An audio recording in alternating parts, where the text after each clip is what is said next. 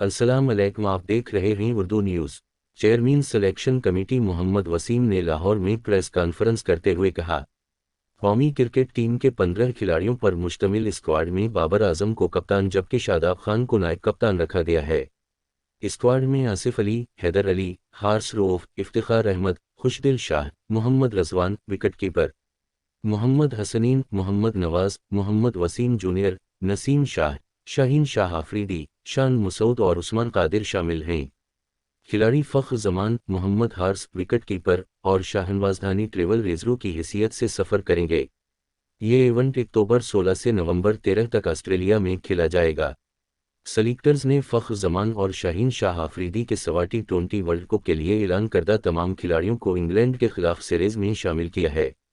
فخر زمان گھٹنے میں تکلیف کے باعث انگلینڈ کے خلاف سیریز کے لیے دستیاب نہیں ہیں۔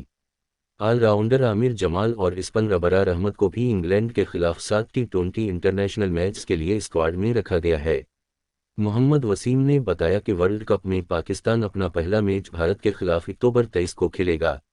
اسی طرح پاکستان اور انگلینڈ کے درمیان 7 ٹی20 میچوں کی سیریز ستمبر 20 سے شروع ہوگی۔